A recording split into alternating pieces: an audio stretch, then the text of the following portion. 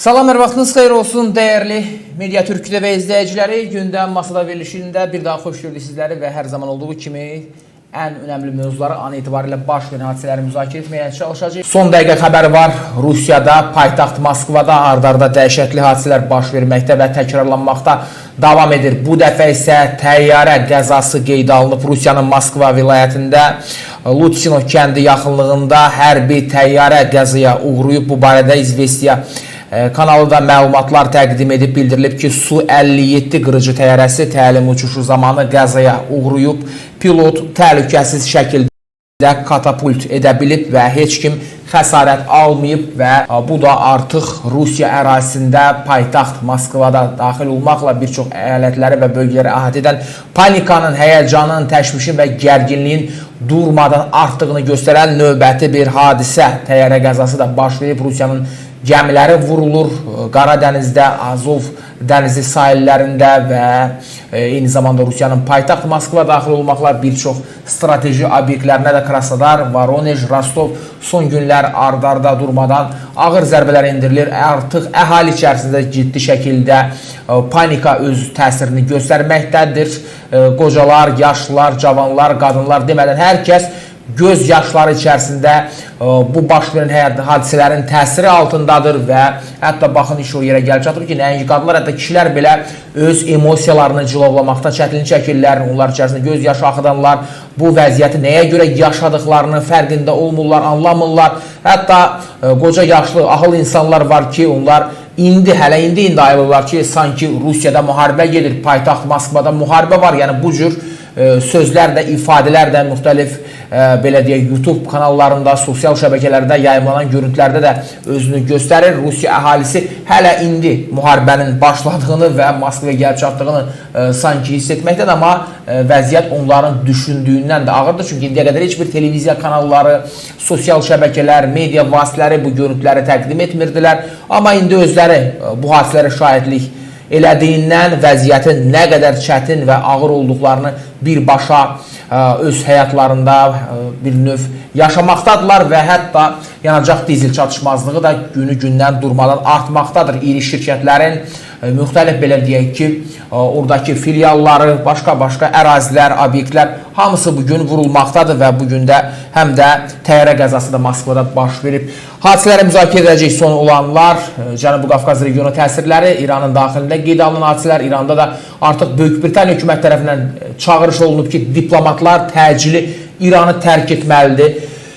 İrandakı səfirlik nümayəndələrindən diplomatik korpus təmsilçilərinə artıq müxtəlif ölkələrdən yenə də çağırışlar səsləndirilir ki, dərhal İranı tərk edin, İrandan çıxın. Böyük Britaniya artıq ilk belə bir müraciəti ünvanlayıb. Daha hansı ölkələr bu proseslərə qoşulacaqlar? İran bir sıra ərəb dövlətlərinin ərazilərini, müsəlman ölkələrinin vuracağı ilə bağlı, hətta Bəhreynin, Küveytin, hətta İraqın da eyni zamanda ərazisinə quru qoşun birləşmələrinin yerləşdirilə biləcəyi, İran öz ordusu ilə, quru qoşunları ilə bu dövlətlər ərazisinə hücum etməsinin anonsunu verir. Keçmiş dövlət rəsmiləri hal-hazırda parlamentdə təmsil olunan İran deputatları bu fikirləri səsləndirirlər. Hətta müvafiq bəzi ölkələrin ərazisinin yaxınlığında İranın əlavə olaraq qoşun birləşmələrini hərəkətə keçirdiyi də görünür. Hər halda çox maraqlı və gərgin gedişat var həm İranda, həm də Rusiyada. Bütün bunları müzakirə edəcək.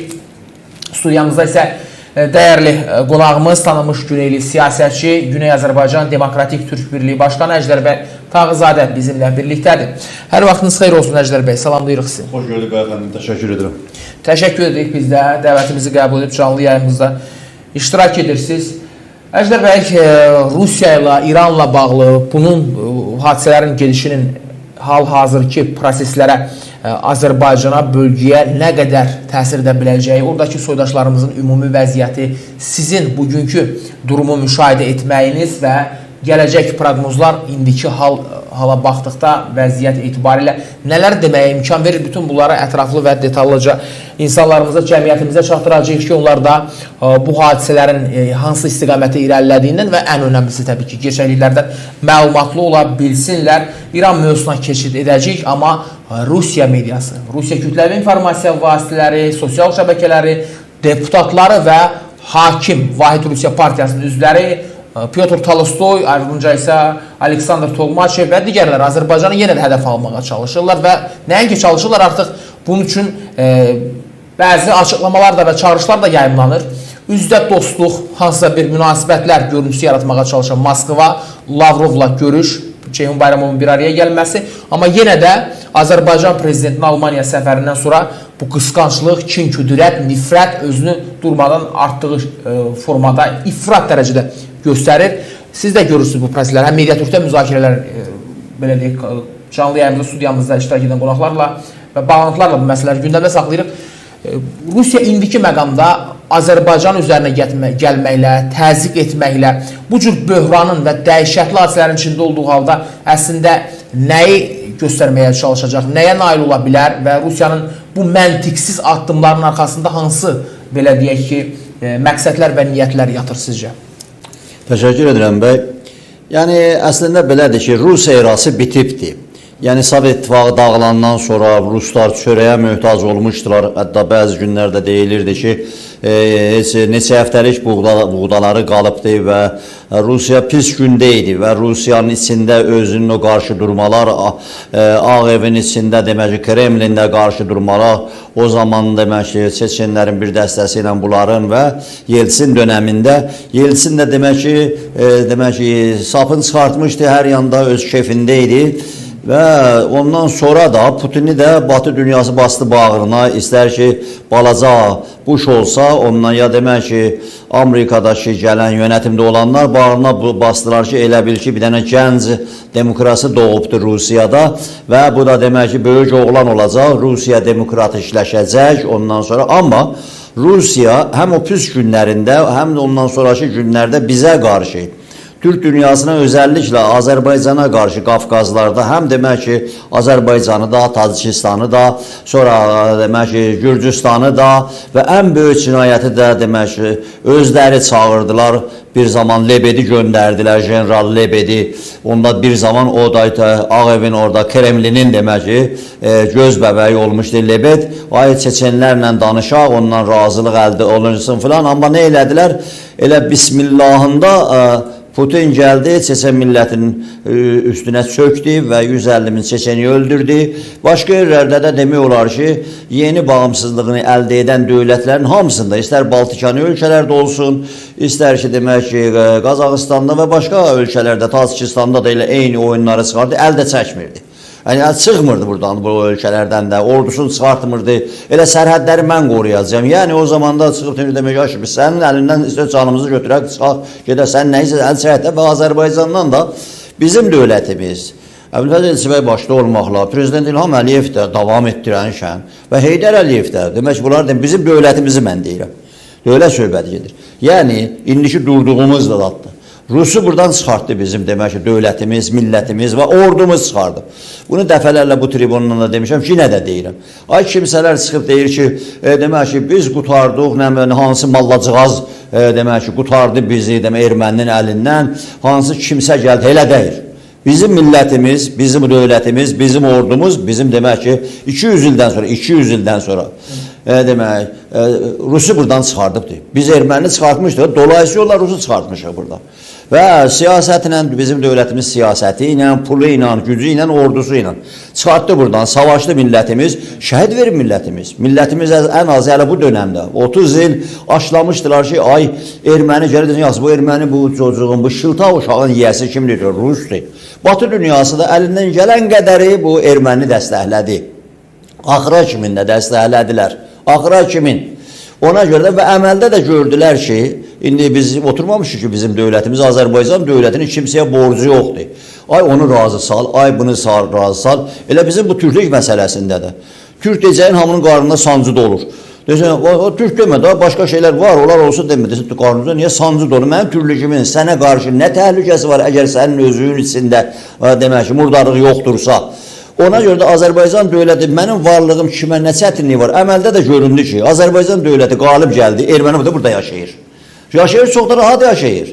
Amma erməninin özündə hər zaman demək ki, bunlarda aşlamışlar. Ya Rusun qapısına get, ya demək ki, bu Fars dövlətinin və bu mallacığazların qapısına. Gördünüz də, əməldə də axıra kimi görsənir. Amma bugün Rusiyada, Rusiya erası bitib. Necə ki burada Farsın irticası, Fars dövlətçiliyinin də ehrası bitibdir. Bunların demək ki başını çəkirdi. Demək ki ay Rusiya burada belə görürdü ki, bura Çindir, ondan Kuzey Koreyadır, hamımız yığılacaq bir yerdə və demək ki bu Qafqazda olan ölkələri də mən Rus bir müddət belə hənsi bir ab-hava əsdirdilər.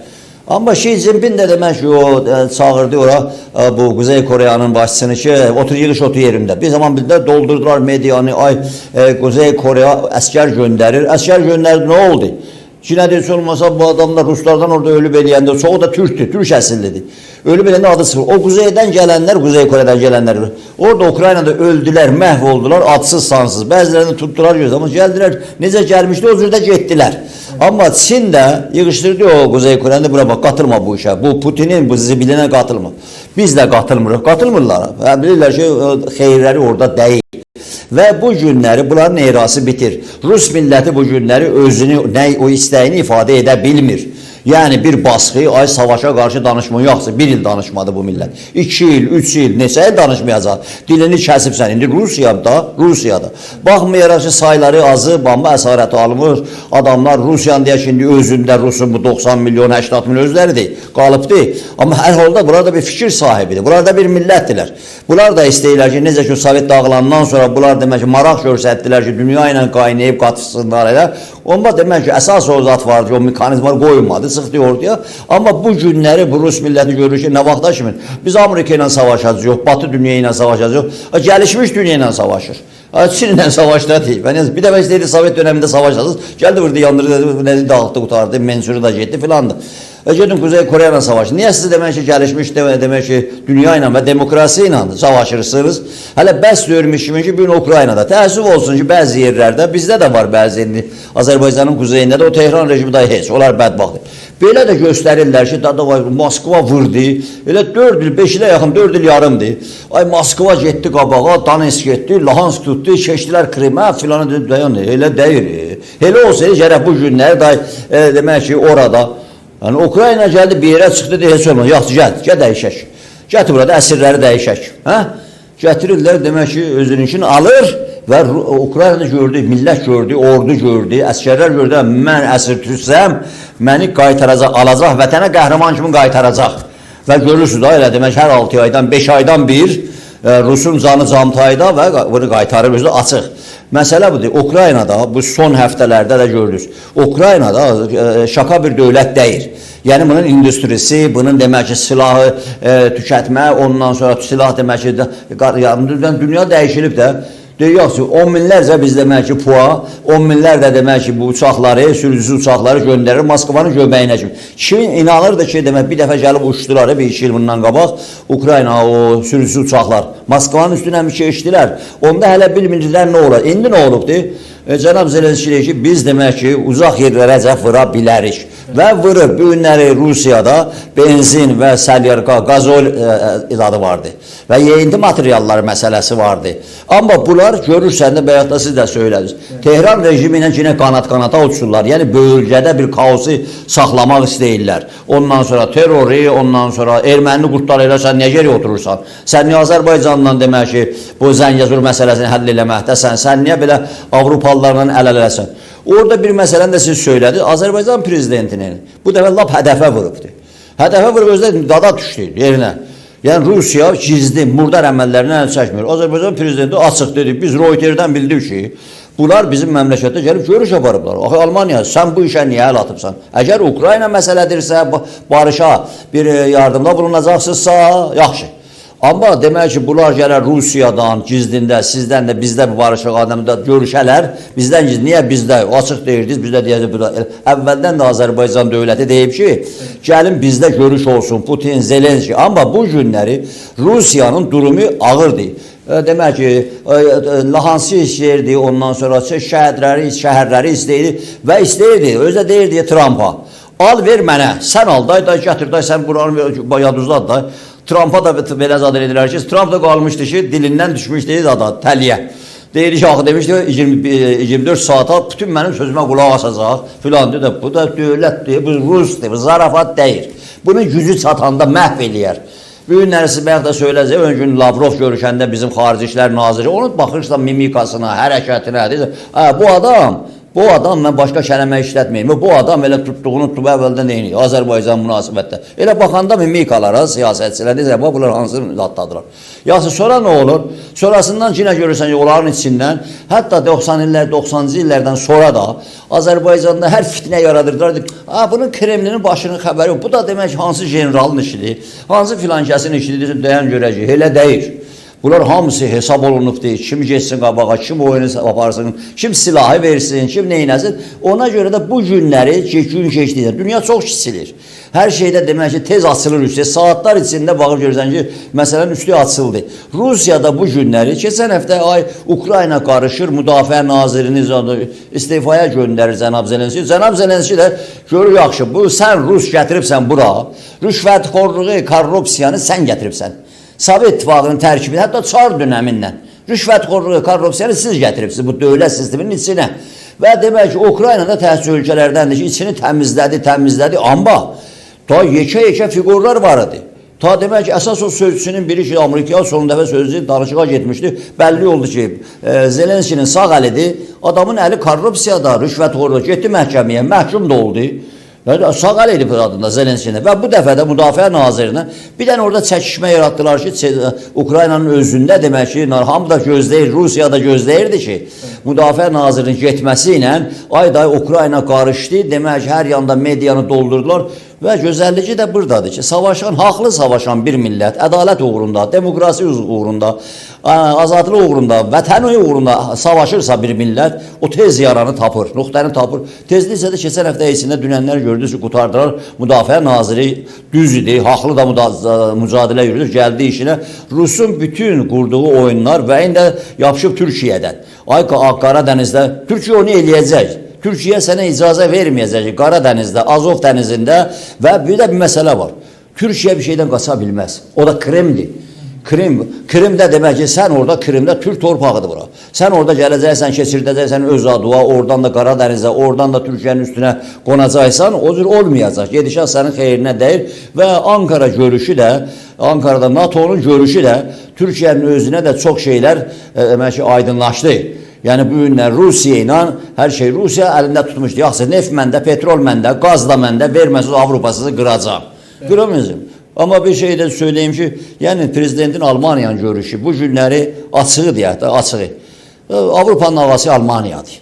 Para Almaniyada, orada da gün keçdikcə güclənir, istəsər ordu məsələsində və von der Leyen xanım Avropanın başı Almandır.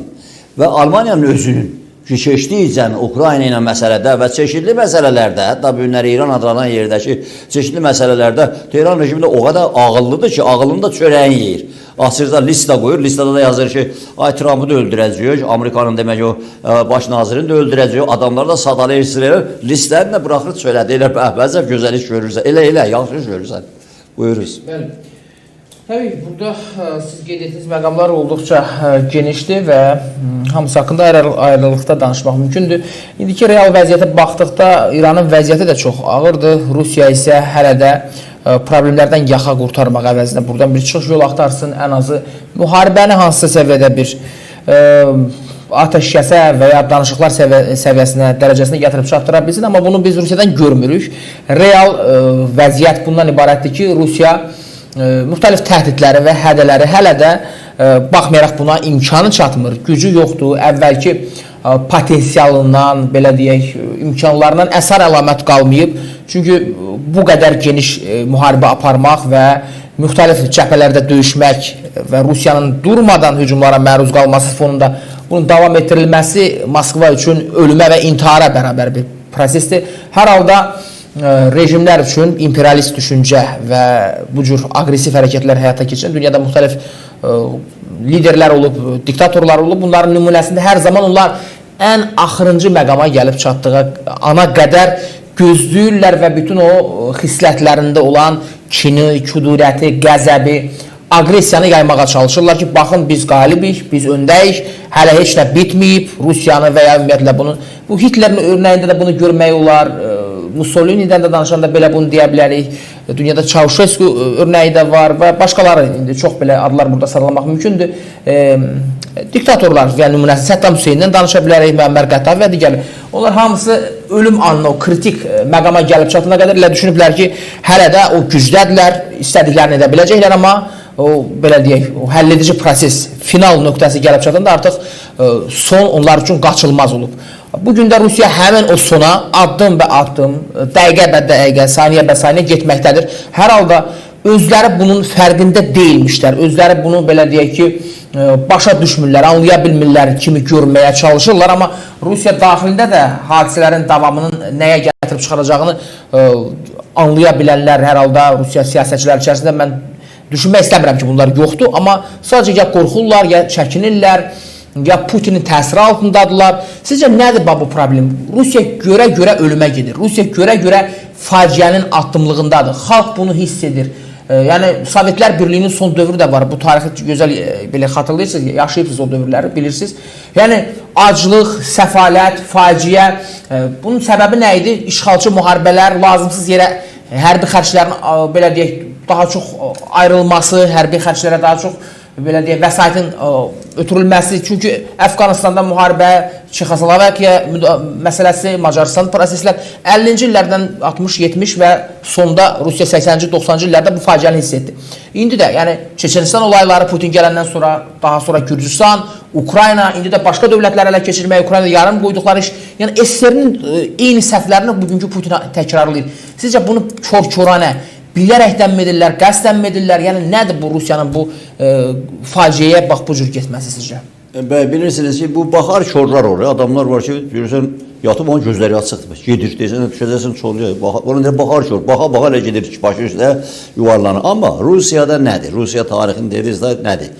Rusiya elə bil ki, tarix təkrar olur bəzi vaxtlar. Yaponiyanın çarın demək ki, savaşması, Rus çarının savaşması və Rusiyanın demək ki, iflasa uğrayıb yenilməsi, şikəst yeməsi nə oldu? Sonradan Rusiyada getdi, hansı çalxantılara çıxartdı, Azərbaycanın da xeyrinə və bütün ölkələrin sözüm onda sonradan hansı qəddarlığa əl atdı, bunlar da dəyişiləsi bir şeydir. Bu tür Rus dövlətçiliyinin və demək olar ki, Rusun demək ki, milli xarakterində budur bu.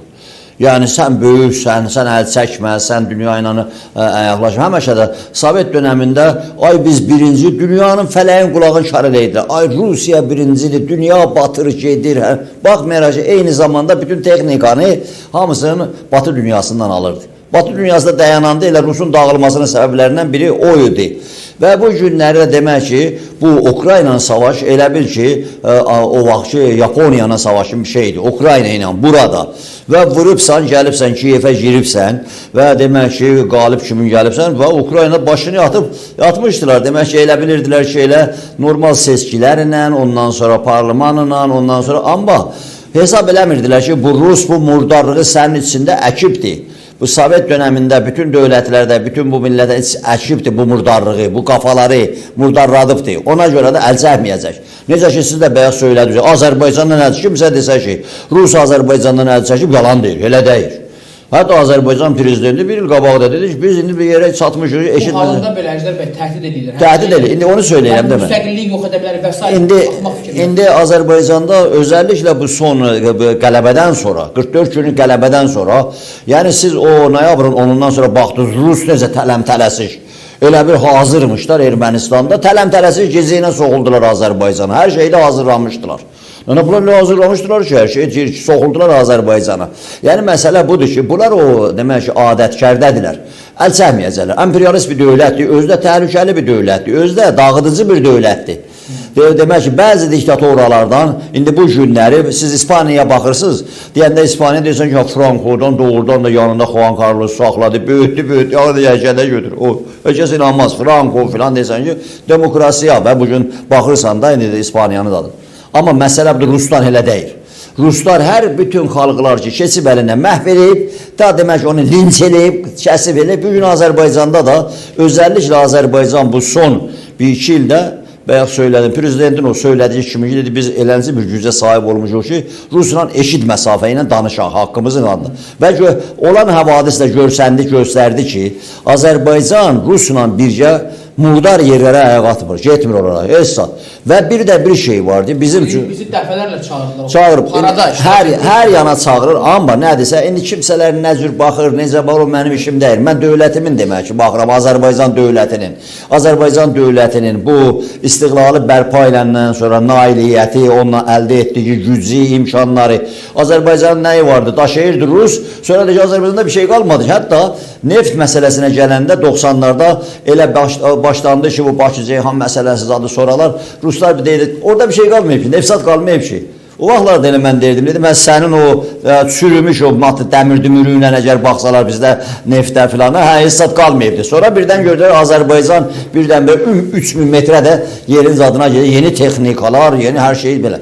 Yəni sözüm buradadır ki, bu günləri Ukraynanın orada qalib gəlməsi yoxdur, labüddür. Yəni oradan demək ki, geri oturmayacaqlar. Niyə? Həm içini təmizləyir, həm özü gəlişir, həm silah gəlişir, həm imkanı və bir də bir şey var, dünyanı da alıb yanına. Dünyada yana və Türkiyənin, özəlliklə Azərbaycanın, mən Türk dövlətlərin, özümüzünkilər deyib, bunlarla, Ukrayna ilə apardığı demək ki, Rus da məcburdur, əlacı yoxudur. Və demək ki, həməşə istər Türkiyədə, istər Azərbaycan dövləti tərəfindən cənab Zelenski, yəni Ukrayna dövləti, xoş gəldin dövlət kimi qəbul olunubdur. Sonuncu dəfə Almaniyada da.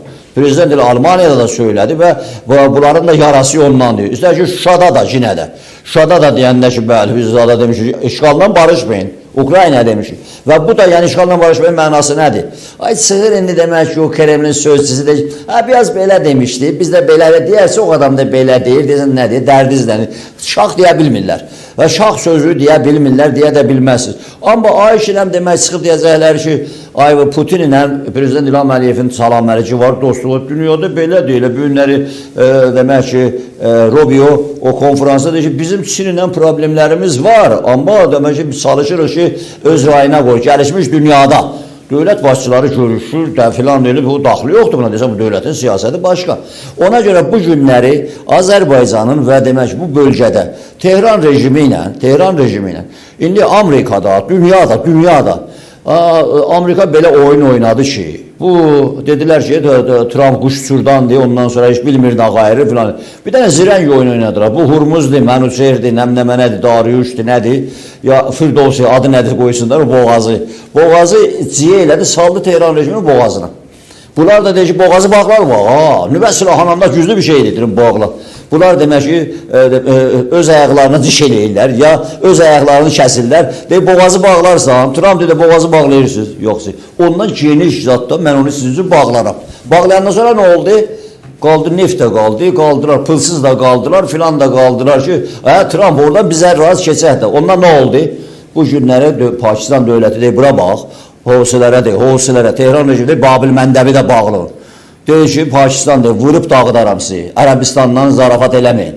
Batı dünyasının demək ki, bu dönəm, səhəti Trump yanına, Batı dünyası bu günləri, ya dünən Fransanın diplomatlarını tuturlar, qapazla Tehran rejiminin paslarları, Tehranda.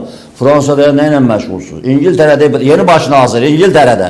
Gəlcək dedi ki, Amerikan uçaqları orada ənə bilərlər İngiltərədə, oradan da qalır. Elə deyir ki, dünən gecə, demək ki, o B1 uçdu oradan. İngiltərədən uçmuşdu dünən gecə. İran adlanan yerə gəldi. Məsafə də demək ki, o qədər az olur oradan. Saatlərlə az olur. Sonra da Keir Starmer ona icazə vermirdi. Amma demək dünəndən uçdu, yola saldılar İstameri. Sən gedişini dalacaq. Sənlik deyir bu dönəm. Ona görə dünən gecədən demək ki, o bivanlar uçur İran adlanan yerə. Bayaq söylədim sizə, bəzi medialarda heç bilmirlər hansı dünyada yaşayırlar. İran adlanan, mən bəzi Azərbaycanlılar qulaq asam görəm ki, sıra adam ağzında yorur. Burada bir çıqqılı bir yerdə elədilər. Ondan sonra Rusiyada vurdu, dağıtdı. Ukrayna'da dağıtdı. Nə dağıtdıysan sən? Dünən gecə İran adlanan yerin 50 dənə şəhərini vurub. 50 şəhəri vurubdu. 50 şəhəri vurub, soğurub. Körfəzin hamısında bütün adaları vurubdu. Hamısını vurur. Bir dənə salamat yer qoymur qala. Tehran rejimi də altdan da yalvarır, amma adamın adı nədir bunlar? Oranın Xarici İşlər Naziri. Keçən həftə çox yuyulub, günəşə sərinmiş səməşi paltarlar kimin o çıxışını jurnalistlə. Onu da o qədər demək əldə oynatma, amma danışanda deyəsən, o müstəndiqlərin bəzi var, usta müstəndiqlər. Baxır adamlar danışan desə qoy danışsın. Vur qapazına dombalaqasını danışacaq desə də qoy danışsın. Qoy danışsın, danışdıqca deyəcək çox şeylər bəlli olacaq, izi bilinəcək. Önlərdə o adamın demək çıxışını qoyublar. Qulaq asırsan, ay bəh. Özü nə deyir, özün deyir, onun durum nə imiş, necə bunlar tünellərdə gizlənirmişlər. Hətta sabahızı Tehran rejiminin başqa adamlar da, Allah bizi yıkmasın, niyə o yerləri adı bizim deyirsiniz, o tünelləri? O birisi jurnalı çıxdı dedi ki, şeylə Amerikalılar bilir də hansı tünellərdə, Tehran arasında gizlənir. Bu da onu gətirir, çıxardır ki, Amerika ki, hər gün Tehranın da ətrafını da vurur, ondan sonra demək ki, Təbrizin ətrafını vurur, deyirsən, qarda, bu da indi adam danışığında deyir, ora saydı deyir, o saydıdan da füzələri hara fırladırlar, onlar da bilir, gəlir, düz oranı vurur. Adam deyir ki, bizim bəzi yerimizi 4 dəfə vurdu bu Amerikalılar, bilirdilər ki, orada İnqilab Qvardiyasıdır. Bizdə bu məsələləri şərh edərkən elə bəzi siyasətçilərdən, ekspertlərdən danışdınız. Hadisələrin bu cür davam etməsində ciddi şəkildə narahat və narazı olanlar da var ki, Amerika Birləşmiş Ştatları İsrail hücum edirsə, İrandakı əraziləri vurursa, bu həm də beynəlxalq hüququn pozulması deməkdir. Yəni beynəlxalq hüququn göstəricilərinə uyğun gəlməyən bir hadisə kimi bunu qiymətləndirirlər və həm də bir tərəfdən bu fikir də çox geniş şəkildə yayılır ki, orada bizim o milyonlarla soydaşımız var. Güney Azərbaycanlıların yaşadığı yerlər, ərazilərlə Təbriz şəhəri, Ərdəbil, digər şəhərlərimiz belə hücumlara məruz qalırsa, durmadan raket zərbələrinə hədəf çevrilir, hədəf olaraq seçilirsə və bu dağıntılar varsa, o zaman bu artıq Azərbaycan üçün, Türkiyə üçün, bütövlükdə Türk dünyası üçün bir həyəcan siqnalı olmalıdır, bir xəbərdarlıq olmalıdır. Yəni, hadisələrin bu cür davam etməsi heç də hər şeyin uğurlu nəticələnə biləcəyi anlamına gəlmir. Hər halda bəzi ekspertlərimiz, siyasətçilərimiz bunu belə görməyə çalışırlar və eyni zamanda mən izləyirəm, görürəm sosial şəbəkələri, paylaşımları, canlı yayıma İrandan və Güney Azərbaycandan gələn çağırışlar, oradakı soydaşlarımız da narahatdır və qeyd edirlər ki, yəni məsələlər heç də sizin düşündüyünüz və gördüyünüz kimi deyil, vəziyyət çox ağırdır. Sizcə bu proseslərin bu cür davam etməsi sonunda biz burada nə qazana bilərik? İsrail vurur, İsrail əvvəlcə vurur, indi Amerika Birləşmiş Ştatları daha çox zərbələr endirir. Yəni düşündüyümüz azadlıq, belə deyək, müstəqillik, Güney Azərbaycanın öz özgürlüyünə qovuşmasını görə biləcəyikmi bu hadisələrin davamında? Hər halda düşüncələrin çoxu, ekspertlər və oradakı yaşayan soydaşlarımız belə fikirləşirlər ki, onların səsləndirdiyi fikirləri mən burada təkrar edirəm. Hər şey heç də göründüyü kimi deyil. Amerika Birləşmiş Ştatlarının İsrailin öz maraqları var və onlar dağıdırlar, vururlar, biz də ölürük, itkilərə məruz qalırıq. Sizcə, yəni bu məsələni biz əslində necə baxmalıyıq və hansı yolla həll etmək mümkündür? Türk dövlətlərindən bir çağırış mı olmalıdır Amerika Birləşmiş Ştatlarına, İsrail Azərbaycandan mı yenə bir müraciətə ehtiyac var? Nə lazımdır ki, bugün Güney Azərbaycanlılar o hədəfə, o belə deyək ki, itkilərə məruz qalmasınlar? Bəyəfəndi, məsələ buradadır ki, bu günləri ay demək ki, İsrail gəlir vurur, Amerika gəlir vurur. Niyə demək ki, biz 5 gün, 1 il, 2 il, 5 il ondan o yana baxaq, hə? Baxaq da bir o yana deyək də, nə oldu ki, bu Amerika bir durduğu yerdə quduz olub gəlib vurur səni? Amerika səndən savaşırdı mı? Amerika götürüb Xumeynini, mindirib Air Fransa, Giscard d'Estaing'lə, Almaniya ilə, Fransa'nın hamısı bir yerdə.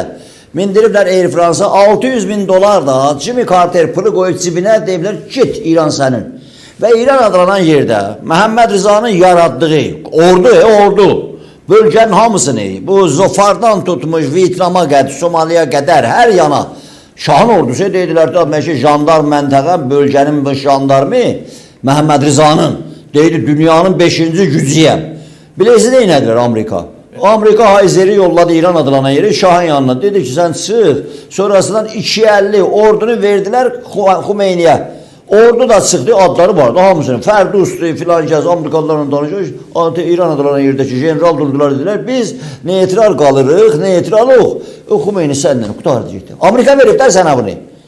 İran adlanan yerdə bir dənə haqqı demirlər, tarixi demirlər. İran adlanan yerdə insanlar, başqa millətlər ayaqda idilər ki, Pəhləvi rejimin cinayətlərindən, qılından sonra murdarlığından qurtarsınlar. Qanun istəyidilər, azadlıq istəyidilər. Biz Türklər, biz Azərbaycanlılar. Parlamanı biz gətirmişik yaxı. Axı biz deyəndə niyə biri də belə qıdıqlanır? Deyir, biz Türk gətirib, Türk. Türk deyəndə də biri də demək ki, ya geri qafalılar, ya da demək ki, düşəndə ki, aşı Türk yoxdur. Bəli, biz Türklər, bu İran adlanan yer deyilən yer, hələ onda ise İran adlanan yer deyilmirdi. Məmalı ki, məruzda bu parlamanı gətirmişik. Yaxşı, bu parlamanın da axırında çıxdınız, o azad fikrinin axırına çıxdınız, demokrasinin da axırına çıxdınız, verdiniz bir dənə demək qatır qaşovçusu, Rızıya. İngilislər gətirdi, verdi ona dövləti. Axırda gətirdi, nə elədi? Verdi, oğlu da o cür bir şey və İran adlanan yerdə çevrilişlər elədiniz və axırda nə elədiniz? Sonunda da getdiniz Azərbaycana, qoşun çəkdiniz, 30 bin adamı az günlər içində qırdınız. Hə? Azərbaycanı məhv elədiniz Türk dünyasını. Türkiyədə dediniz ki, səsin çıxmasın da, elə burada hər tərəfdən Sovetlərin, belə demək ki, Amerikasından aldınız insara, qalsın orada adacıq kimi Türkiyə. Və Türk dünyasının arasından şaqqaladınız belə. Türk dünyasının bu tərəfini verdiniz Rusa, bu tərəfini özü saxladınız qapaz altında. 1945-ci ildə Rusla da Batı dünyasının hamısı razılığa gəldilər ki, Azərbaycanın güneyi ki, əsas Türkün canıdır, cövhəridir, buradır canlıdır, buradır ki, dəbərir və çağdaş Türklüyə can atır. Rusiyanın əli ilə Cumhuriyyəti Azərbaycanın quzeyində qana boyadılar, qanında qəltan elədilər. Azərbaycanın güneyində dəbərtmir. Bax, dəbərdəsiz, Amerika bomba atacaq, İstalin də buradan dayanıb kişnəyir, buradan qırıb dağıdacaq. Elə qoy qalsın belə. Azərbaycanı yaddan çıxardır, Azərbaycanın güneyini. Qırdılar, töhdülər, məhv elədilər, indi də elə hələ sözlədilər. Hər iş görəcək, yox, mən getmişəm, bunu tribundan demişəm. Konqresə 5 dəfə. Konqresə də, bütün Avropanın parlamanlarına da, Avustraliyada da və çeşitli ölkələrdə də hamısı bilir, İsrail də bilir, hamı da bilir. Bilirlər ki, burada başqa məsələ var. İndi burada bir oyunlar gedir. Yəni, Azərbaycanla bağlı. Deyirlər, nə deyirlər? Deyir ki, İsrail gəlib səni vurur, siz də qatılın, İranı vurur da, vətənini vurur. İran bizim vətənimiz deyil. Qondarma adlı çıxardırsınız, keçirdiniz boğazımıza. Bəs sən görmürsən, Amerika düşmanlı gəlir. Amerika, sən həməşə Amerika ilə olubsan burada. Amerika axır durduz dəçəlləzdir. Bir dənə deyirsiniz, dünya cihad-ı İslami, İslam demək ki, bir savaşı var, savaş, qurtuluşu. Ona da deyirsiniz, biz İranlı başçılıq edirik. Şiə, Xomeyni başçılıq edirik. Xamenei də ölümünə cəhd edib, bizi başçılıq edirik bu Şiə hərəkatına.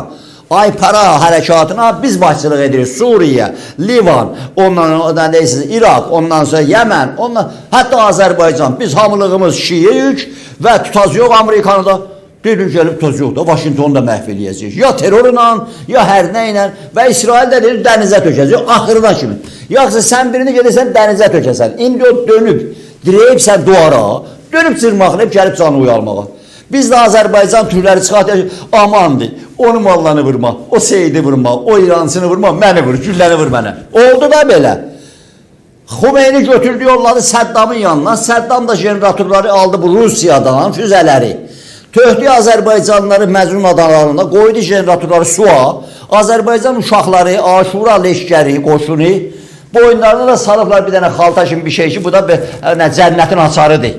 Ala qaranlıqdan Allahu Ekber deyə dedi, Kərbəla, mən gəlir, ya Səddamsın. Getdilər suların içinə, Məzun adalarının içinə.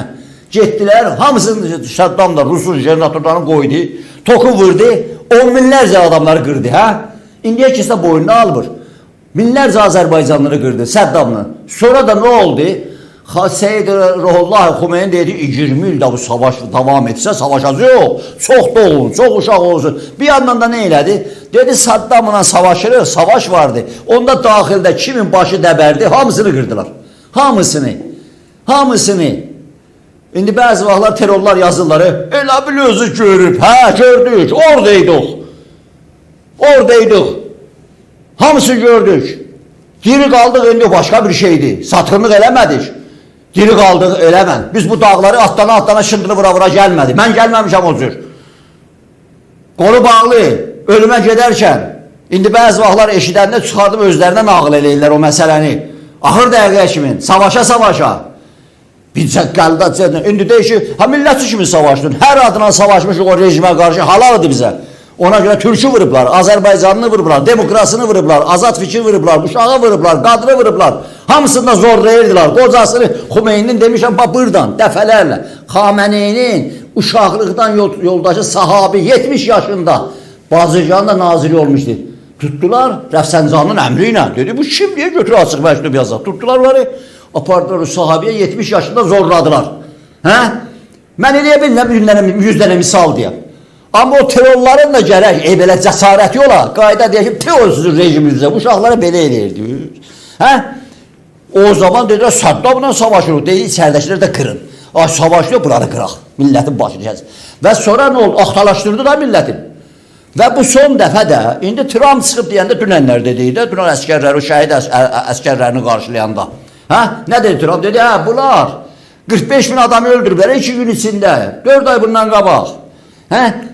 Dörd qol qırıbsan, hamını bağlayıbsan. İndi İran adlanan yerdə biri də deyir ki, bu İsrail nəyə gəlir? İsrail gəlir ki, mən onu müdafiə etməyəm. Bu mənim işim deyil. İsrail dövlətinin əli çox uzundur. Ağ evin içinəcək, hər yana dək. Amma deyirsən, bu İsrailə nə qayırıbsan? Gedibsən İsrailə, giribsən toprağına, o demək 1200 dənə oynayıb uşaqları xaricdən gələn uşaq tutubsan orada göz qabağında, televizyonlarda göstərir hamısı. Tutubsuz, zorlayıbsız, öldürdü, sürüdü o küçələrdə, İsraildə. İsrail gördü, bunu kim eləyib? Hamısında əmrini kim vermişdi? Yahya Sinvara bu əmri kim vermişdi? Xameneyi. Həniyyə əmri kim vermişdi? Xameneyi. Dedi, sizin çayınlarınızı öpürəm mən. Vay, tutuldu İsrail. Gedirik, ağır qaldı. Kərbəlanı da tutmağa getmişdilər. 8 ildir Xumeyni elə deyildi. Getdilər Kərbəlanı tutalar. Səddam Hüseyin buynuzunu qırdı Xumeynini, verdi qoltuğuna. Dedi, qələt eləmişəm Xumeyni dedi. Allahın izni ilə qələt elədim. Mən bu zəhər badəsini içirəm. Qəbul elədim. Neynəyək? Amerika gəlməsəydi, Səddam axırıza çıxacaqdı. Ona görə də Amerika səhv elədi. Bush deyil. Bush'un gedir xatirələrini oxuyun. Deyil, səhv elədi. Axır dəqiqə İran adlanan yeri vuracaqdıq, getdi, vurduq demək ki, Əfqanistanı, sonra İraqı vurduq. Gedib İraqı da işğal eləyibsiniz, Suriyanı da işğal eləmişdiniz, axırda canları qutarıblar, gördü, onu da mən zaten danışmıram. Və bu günləri Livandan da əl çəkmirsiniz və ən bədbaxlığı budur, eyni Rusiya kimindir. Eyni Rusiya kimi. Yuxarıdan bura əl çəkmir, aşağıdan o əl çəkmir. Qorxurlar. Demokrasiyadan, insanların azadlığından, millətlərin ayılmasından və bir dənə də bunların bədbaxlığından bir dənə bir şey çıxdı ortaya. Lafdan lafa 20-ci əsrin sonunda bir dənə çıxdı Azərbaycan Cumhuriyyəti. Rəsulzadənin böyüklüyü ondandır. Bizim də Güneyli olaraq onu da sizə də söyleyeyim. Biz Güneyli bu Azərbaycanda çox çatışmabazlıqlar var. Mən Sovet dönemində bunun zindanında görmüşəm, Fəhləlicini də görmüşəm. Sonralar gəlmişəm 44 ildir, hər şeyini də bilirəm burada nə gedir. Kubinkada nə gedir onu da bilirəm. Royanlar nə gedir bilirəm. Amma bu Azərbaycanın bu quzeyində bu böyük millət, niyə böyük millət? Keçən əsrin başlanğıcında cumhuriyyət yaradıb. Cumhuriyyət, parlamentarisi cumhuriyyət. Heç kəs bilə bilmədi bu nədir. Öyle doğrudan demokratik bir cumhuriyyəti. Baxanda adamlara hamısı, bəzi vaxtlar Azərbaycanı da ələ salır da. Bəy deyilər özlərinə, bəy idilər. Hər kəs deyildi, özünün bəy desin, yox bəy idilər, deyildi, kökümüz bəydir. Və nə oldu? Bu belə bədbaxlıqdan, soyqırımdan, represiyadan, yalancı Hitler-Stalin savaşından sonra bilirsiniz nə oldu? Bu millət, bu millət çoxları bəzi vaxt gedib otururlar, Krosnoda bəyənmirlər. Bu millət yenidən o dövləti bərpa elədi. Rusun torunu zırdı. Bəs dövrümüş kimi 44 günü savaşda bilirsiniz nə oldu? Azərbaycan 200 ildən sonra erməninin ücadına bahanə edərək Rusu Azərbaycandan çıxartdı. Azərbaycanda bu dövlət möhkəmləşdi. İndi nə olubdu? Tehran rejimi ki, vaxtıyla Azərbaycana istəydi əmr eləyə. Ondan sonra belə otur, belə dur, erməni ilə keçsin. Nə oldu? Nə oldu Allah? İndi Azərbaycanla təmkinlə gəlib Heydər Baba oxuyurlar. Deyirsən, hələ oynayacaqsınız da. Niyə? Bu günləri orada, İran adlanan yerdə Sayın Heydər bəy, o Amerikanın böyük projesidir. Amerika da elə belə gəlmir. Amerika yalvarı bəyə eləməyən. Barack Obama milyardlarla nağd pulu verdi bunlara. Getdilər onların Həşad-ül Şəbi yaratdılar, ondan sonra eşit yaratdılar. Daraşdılar özü Amerikanın canını, Amerikanın öz pulu ilə. Getdilər, düzəltdilər o yan qrupları, Brexit qrupları, getdilər Amerikanın öz canına daraşdılar. Ay səni qıracaq, elə dünənləri Trump danışırdı da, nə qədər Amerikalı öldürdülər. Yəni, bu günlərdə Amerikada bu işlə 47 ildən sonra Trump'ı ona görə gətiriblər. Netanyahu da ona görə saxlayıb, bundan qutaraq. Bunu ərəb ölkələr də istəyir, bölgə də istəyir, Qafqazlar da istəyir. Bunun buradan nəfəsi kəsiləndən sonra Rus bu son günlərdə görürsə can atır ki, təyyarə göndərir ki, Tehran rejimini qorusun. Hətta müamilə eləsin Ukraynanın demək ki, Amerika ilə. O da Kushnerlə, o birisi Vodkov, o da Rusiyadadır. 2 həftə, 2 gün bundan öncə Rusun demək sözcüsü deyildi ki, ay gəlincə danışaq da, danışaq. Nə oldu bə, tətəpədiyə düşdünüz. Ona görədir. İran adlanan yerdə bu gün Türkiyədə bizim demək ki, pensiyada olan generallarımız ondan sonra və Amerikada yazırlar ki, bu İran adlanan yerdə 50 milyon Azərbaycan türkü var. Demokrasini gəlişdirmək üçün örnəyi də var göz qabağında Azərbaycanın quzeyi. Demokrasini gəlişdirmək üçün İran adlanan yer neçə ilə parçalanacaq, əsas Azərbaycandır. O da bu günlərdə adım çəkməyin, qoymayın, amandı ya dostlarım. Bu Azərbaycan bağımsızlığı əldə edəcək. Bu İran faciəsi ilə, bu Farsın gətirdiyi bu faciələrdən, bu demək ki, irticaçı, mühümatçı, ondan sonra gerisi, bunların da hamısının birgə əllərindən Azərbaycan qurtarmalıdır. Biz bu qanlı qadalıdan işdən çıxmalıyıq. Bu da təhsə bir yolu var. Necə ki bu günləri, hələ bu Azərbaycan, bizim kiçik bölümümüz durub oturub burada, qıçını uzadır. Rusiya deyir ki, bura bax, artıq əsik danışma, öz yoluna get. Azərbaycanın güneyində də bu millət həm demək olar ki, Qafqazların, həm də Türkiyəyə burada yarı kömək olacaq, Türk dünyasına da bayaq da söylədir, kömək olacaq. Bütün Azərbaycan lazımdır burada. Güclü Azərbaycan lazımdır. Həm demokrasini, həm azadlığı, həm insan haqlarını, həm də Türkün, o güclü Türkün demək göz qabağında olunmasıdır. Təşəkkür edirik Əjdər bəy. Təhcə bir şey var. O da bağımsızlıqdır. Bağımsızlıqdan sonra başqa yer yoxdur. Çox sağ olun, var olun. Var olasınız. Minnətdarım. Belə, dəyərli izləyicilərimiz, gündəm masada verilişinin bugün olan növbəti canlı yayın buraxılışı yekunlaşır. Təxminən isə 17:00-dan etibarən xəbəriniz var proqramı olacaq. Studiyada dəyərli qonağımız, tanınmış Güreli siyasətçi, Güney Azərbaycan Demokratik Türk Birliyi Başqanı Əjdər bəy Tağızadə ilə birlikdə ən önəmli məsələləri müzakirə etməyə çalışdıq.